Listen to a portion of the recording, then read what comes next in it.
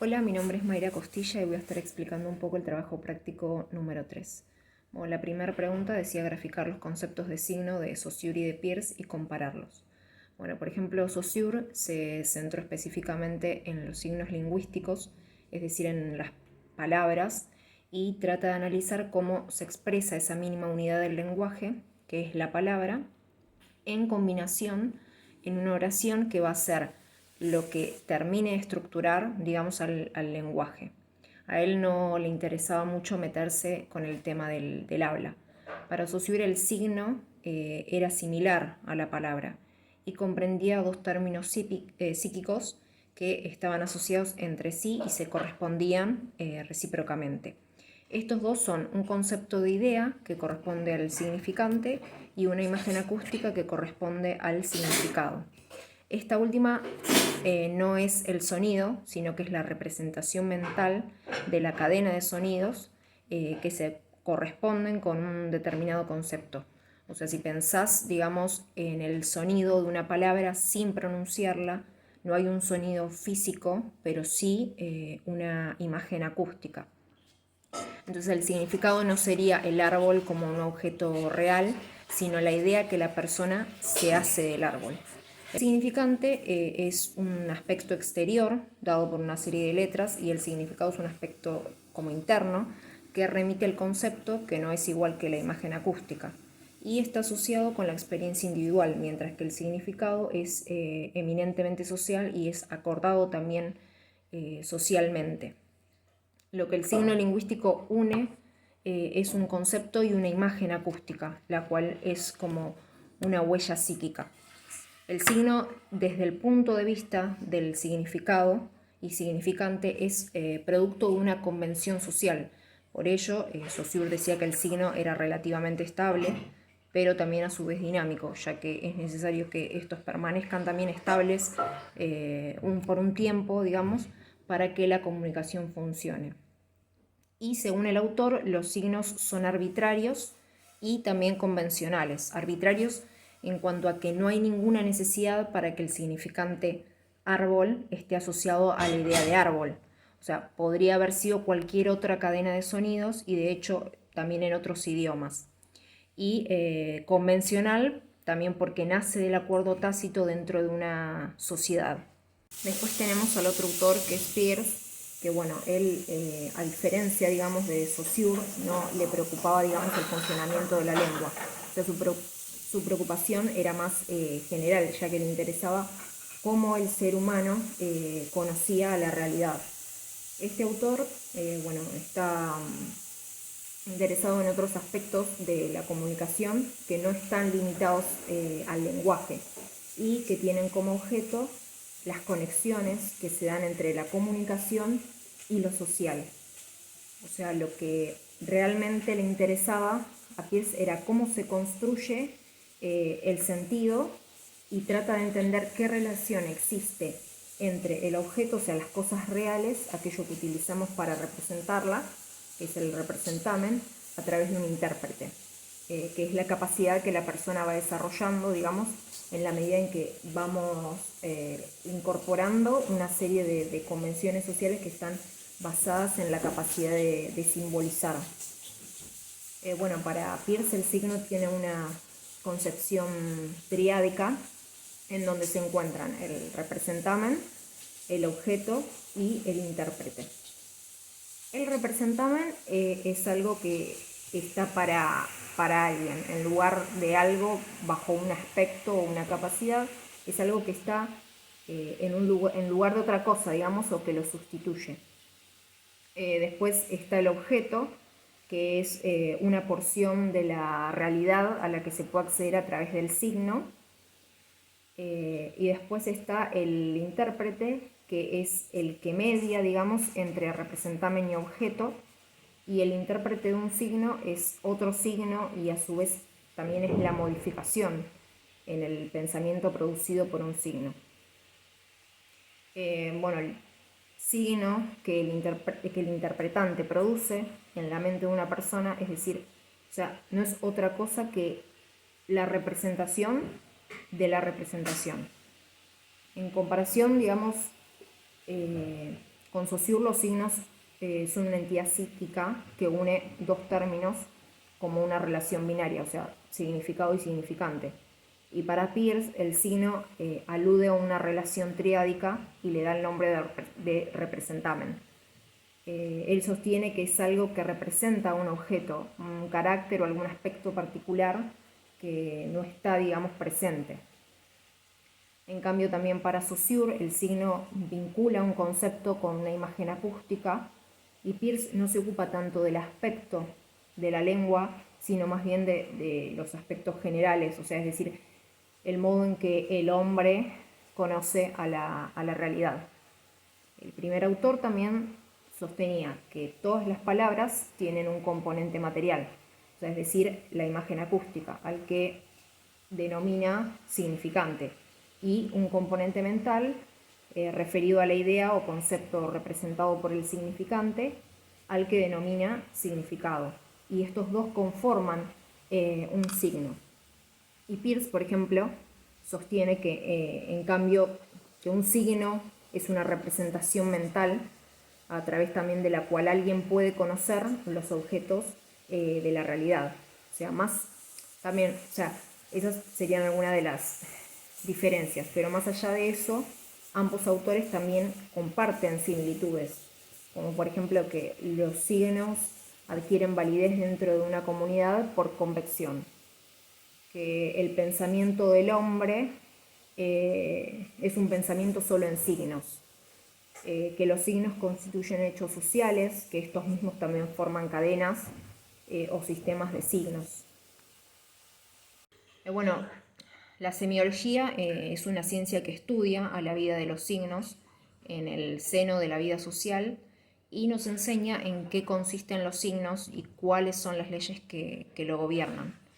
Y la lingüística es una parte de esta ciencia general, digamos. Las leyes que descubra la semiología son las que van a ser aplicadas a la lingüística. Y de esa manera, o sea, la lingüística se encuentra ligada a un dominio, digamos, como bien definido en el conjunto de los hechos humanos.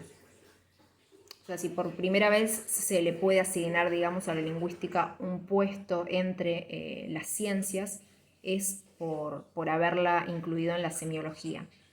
Después, lo que decía de las diferencias entre lingüística estática y dinámica.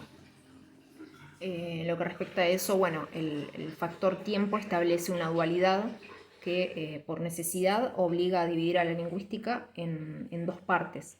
La lingüística sincrónica o estática designa un estado de la lengua, el eje de las simultaneidades donde la variable tiempo queda excluida. Concierne, digamos, a las relaciones entre cosas coexistentes, donde está excluida toda intervención del tiempo, y es sincrónico, digamos, todo lo que se refiere al aspecto estático de nuestra ciencia. Y en la lingüística diacrónica o evolutiva designa una fase de la evolución, el eje de las sucesiones, donde solo se puede considerar una cosa cada vez según una sucesión lineal. Es una fase, digamos, en la cual nunca se puede considerar más que una cosa cada vez, pero en donde están también situadas todas las cosas del primer eje con sus cambios respectivos.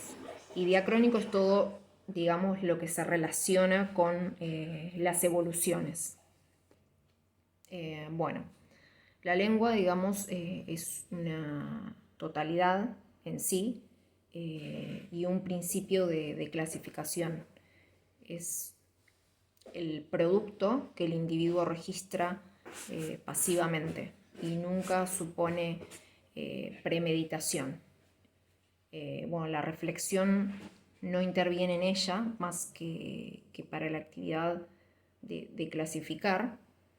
Es a la vez también un producto social de la facultad del lenguaje y también es un conjunto de convenciones necesarias adoptadas por, digamos, el cuerpo social para permitir el ejercicio de esa facultad en los individuos.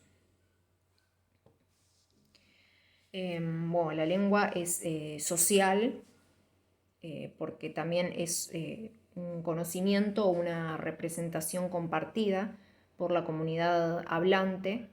Es psíquica porque es también un conocimiento que tiene asiento, digamos, en la mente, cerebro de los hablantes.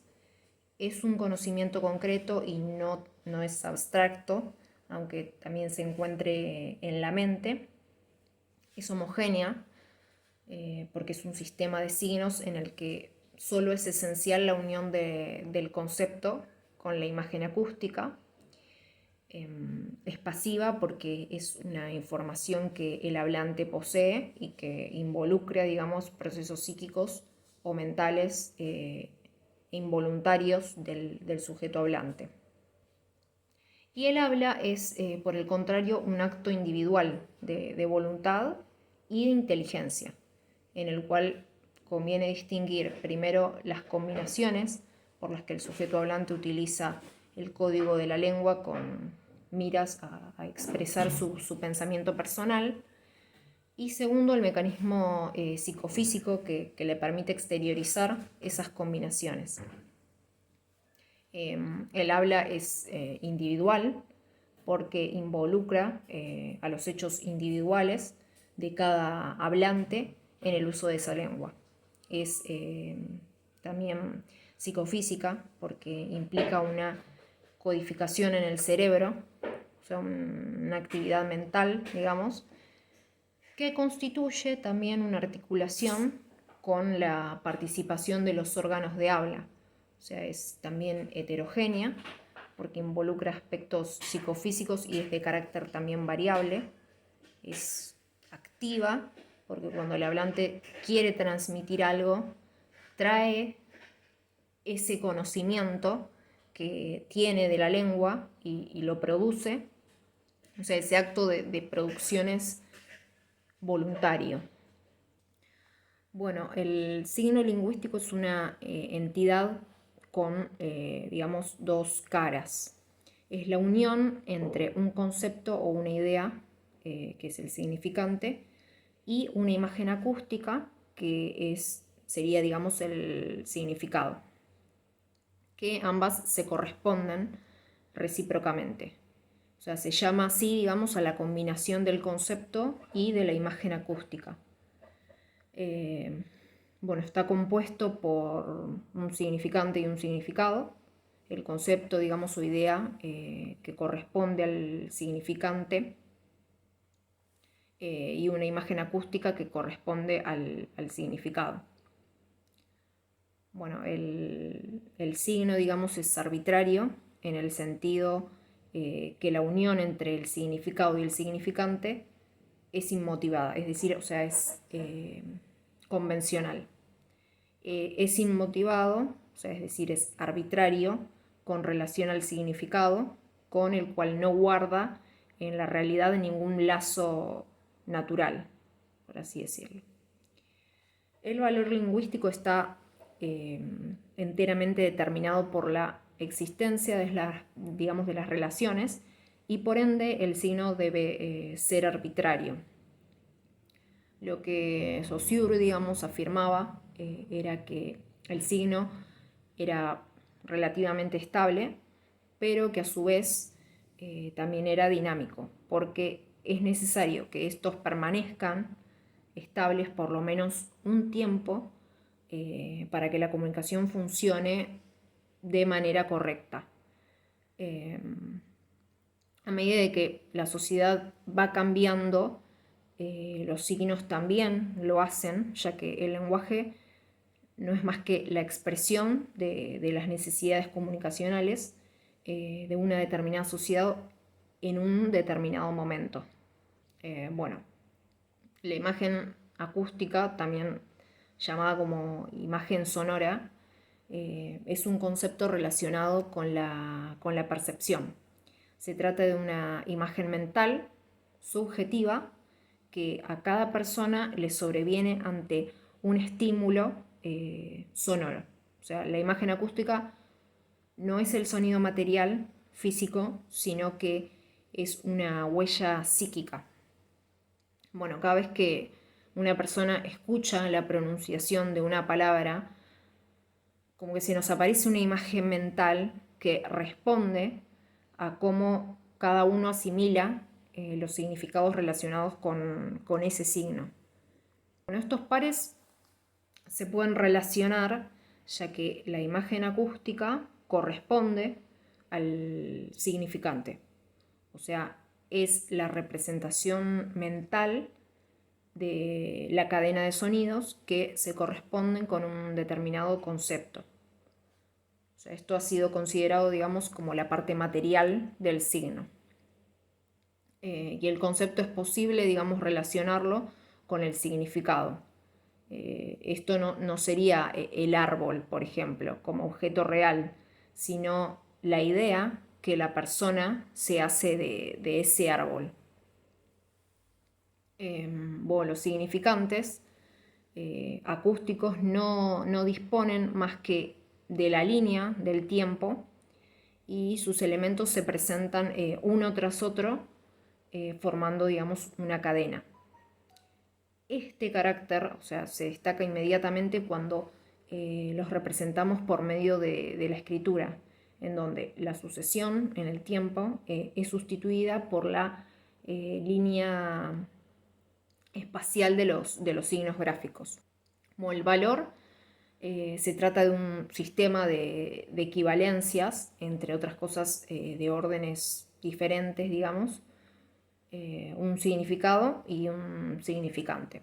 El valor, digamos, es un elemento de la significación que resulta de la presencia simultánea de otros signos que también van a tener valor.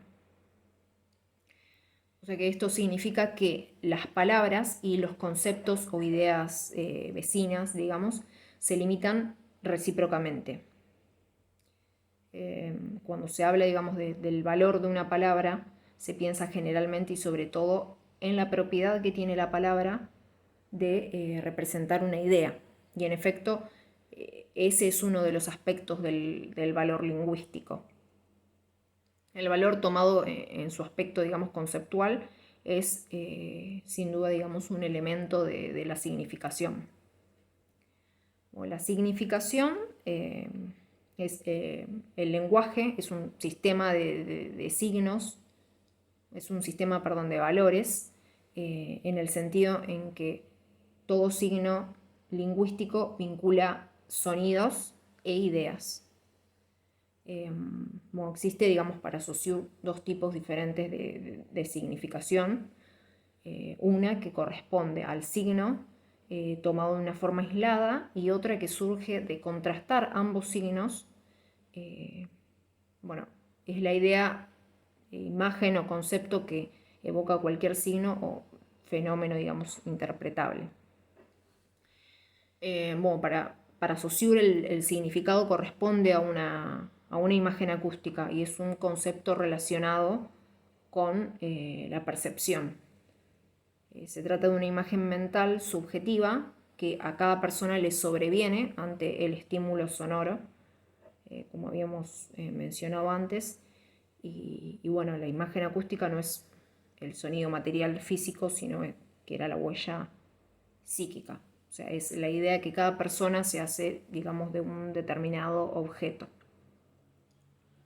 Los géneros discursivos son una serie de enunciados, digamos, del lenguaje que son agrupados porque tienen ciertas similitudes en su contenido temático, su estilo verbal y también su composición. Los géneros discursivos son tipos relativamente estables de enunciados que los hablantes utilizan en los diferentes ámbitos de la comunicación humana. Estos enunciados reflejan las condiciones específicas y el objeto de cada una de las esferas de la actividad humana. Cada esfera de la actividad humana posee su propio estilo de comunicación o sea, su género, digamos, discursivo. El uso de la lengua se lleva a cabo en forma de enunciados, o sea, orales o escritos. Estos, o sea, concretos y singulares, pertenecen a los participantes de una u otra esfera de la praxis humana. Estos enunciados también reflejan las condiciones específicas y el objeto de cada una de las esferas, no solo por su contenido temático y por su estilo verbal o su composición o estructuración. Bueno, los tres elementos mencionados, o sea, el contenido temático, el estilo y la composición, están vinculados en la totalidad del enunciado y se determinan de un modo semejante por la especificidad, digamos, de una esfera dada de la comunicación. Cada enunciado separado es, por supuesto, individual, pero cada esfera del uso de la lengua elabora sus tipos relativamente estables de enunciados, a los que denominamos géneros discursivos. Bueno, la riqueza y la diversidad de los géneros discursivos es inmensa. En cada esfera de la praxis existe todo, digamos, un repertorio de géneros discursivos que se diferencian y crecen a medida de que se desarrolla y se complica, digamos, la misma esfera. Los géneros discursivos poseen una extrema heterogeneidad, ya sea oral o escrita, y bueno, la diversidad es tan grande que no hay ni puede haber un solo enfoque para su estudio. O sea, entre los géneros discursivos se pueden distinguir los géneros discursivos primarios, que serían los simples, y los secundarios, que serían los complejos. Como en el proceso de su formación, estos géneros absorben y reelaboran diversos géneros primarios simples constituidos en la comunicación discursiva inmediata. Los géneros primarios que forman parte de los géneros complejos se transforman dentro de estos últimos y adquieren un carácter especial. Pierden su relación inmediata con la realidad y con los enunciados reales de otros. Después también todo enunciado oral o escrito, primario o secundario, en cualquier esfera de la comunicación discursiva es individual y por lo tanto puede reflejar la individualidad del hablante o del escritor. Es decir, que puede poseer un estilo individual. Pero no todos los géneros son igualmente susceptibles o semejantes al reflejo de la individualidad del hablante en el lenguaje del enunciado. Es decir, o sea, no todos se prestan, digamos, a absorber un estilo individual. Donde existe un estilo, existe un género. O sea, la transición de un estilo, de un género a otro, no solo cambia la entonación digamos, del estilo en las condiciones de un género que no le es propio, sino que destruye también o renueva al mismo género. Bueno, al sentido se lo trata de concebir o definir bajo la forma de conglomerados de materias significantes y como funcionamiento de la red semiótica, conceptualizada como un sistema productivo. Para poder comprender el sentido como producción discursiva es necesario adentrarnos o remontarnos a años anteriores de la historia del discurso, donde en un primer momento una de las corrientes con relevancia era el modelo binario del signo, que era una herencia de Saussure, y la segunda corriente, también con relevancia histórica, era el pensamiento ternario sobre la significación. A este último, o sea, el pensamiento ternario, se lo había asociado con el nombre de Peirce y de Frege. La primera corriente es la del surgimiento de la lingüística como ciencia de la lengua, y la segunda había permanecido, digamos, como ajena al desarrollo de la lingüística, que fue prolongándose bajo la forma empirística de una cierta semiótica anglosajona, decían. Bueno, en los años 60, la herencia de Saussure había dado vida a la primera semiología y más tarde, en los años 70, hizo su aparición el concepto de discurso, el cual abría, digamos, la posibilidad de un desarrollo conceptual que estaba en ruptura, digamos, con la lingüística. Dicho concepto abrió también la posibilidad de una reformulación conceptual con la condición de hacer estallar el modelo binario del signo y tomó a su cargo, digamos, el pensamiento ternario sobre la significación que había sido sepultado bajo 50 años de una lingüística estructuralista. Un discurso social es la acción social en cuanto que ésta manifiesta su realidad profunda en el decir, cualquiera sea esa forma, digamos, de expresión. Y bueno, por encima de todo, un discurso social es una transformación simbólica en las formas culturales y sociales también.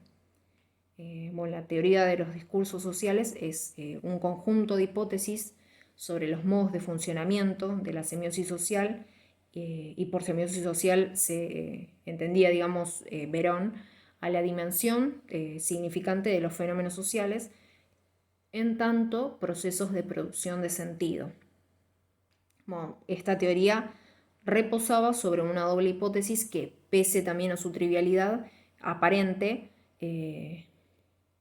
daba, digamos, dos como postulados, por así decirlo, que uno, por ejemplo, decía que toda producción de sentido es necesariamente social, o sea, no puede describir ni explicar de forma satisfactoria un proceso significante sin explicar sus condiciones sociales productivas. Después también decía que todo fenómeno social es, en una de sus dimensiones constitutivas, un proceso de producción de sentido, cualquiera que fuera el nivel, digamos, de análisis. Entonces, desde el punto de vista del análisis del sentido, el punto de partida solo puede ser el sentido producido. O sea, la posibilidad de analizar todo sentido descansa sobre la hipótesis según la cual el sistema productivo deja huellas en los productos. La primera condición, como para poder hacer un análisis del discurso, es la puesta en relación de un conjunto significante con aspectos determinados de esas condiciones productivas. Bueno, el análisis de los discursos no es otra cosa que la descripción de las huellas de las condiciones productivas en los discursos, ya sean las de su generación o las que den cuenta, digamos, de sus efectos. Para hacer un análisis en producción, se van a revelar las marcas que son propiedades significantes en la superficie textual, que como tales están relacionadas con otras. Esto quiere decir que por sí mismos no constituyen operaciones, que son relaciones, digamos, entre marcas. Una vez que la relación entre una marca y la otra presente, digamos, en las condiciones de producción de un discurso objeto está identificada, podemos hablar ya no de marca, sino de huella. El análisis, digamos, en producción, entonces, supone la búsqueda de marcas que se relacionan, digamos, en cuanto huellas al discurso objeto con sus condiciones de producción. Estas últimas, digamos, o sea, las condiciones de producción se definen como las restricciones que dan cuenta de la generación del discurso que se analiza, o sea, es decir, el discurso objeto. En esta condición es necesario partir del discurso objeto y volver a discursos anteriores que eran condición de producción. Bueno, las condiciones de producción de los discursos sociales tienen que ver ya sea con las determinaciones que den cuenta de las restricciones de generación de un discurso o de un tipo de discurso, o con las determinaciones que definen las restricciones de su recepción. Aparte de las condiciones de producción, también están las condiciones de reconocimiento, que estas son las restricciones que dan cuenta de las formas en que nuestro discurso objeto es leído, recibido o consumido. Bueno, el caso del reconocimiento es un caso inverso al de la producción, o sea, se parte desde los discursos de reconocimiento dentro de las condiciones de reconocimiento para buscar las huellas que remitan a operaciones que las relacionen con el discurso objeto. O sea, es decir, es un punto de llegada. O la metodología es la misma, se revelan las marcas en el discurso de reconocimiento que al identificarlas con el discurso objeto y al discurso objeto como... Bueno, la metodología es la misma, se revelan las marcas en el discurso de reconocimiento que se las puede identificar con el discurso objeto y el discurso objeto como condición de producción. Esto es posible gracias a que la semiosis es indefinida y un discurso es un recorte de la misma que se relaciona con otros discursos y ellos con otros discursos y así sucesivamente. Entre los dos conjuntos de condiciones de producción y las condiciones de reconocimiento es donde circulan los discursos sociales. O sea, un discurso no es nunca igual a sus condiciones de producción y a la vez estas tampoco nunca son idénticas a las de reconocimiento del primer discurso. Existe un desfasaje entre ellas y ese desfasaje se conoce como circulación, que es donde, bueno, el medio en donde circulan los discursos sociales, y eso solo se puede dar gracias a establecer, digamos, una conexión o un análisis comparativo. Dicho desfasaje existe porque los discursos surgen en distintos momentos históricos y sociales dentro de una comunidad.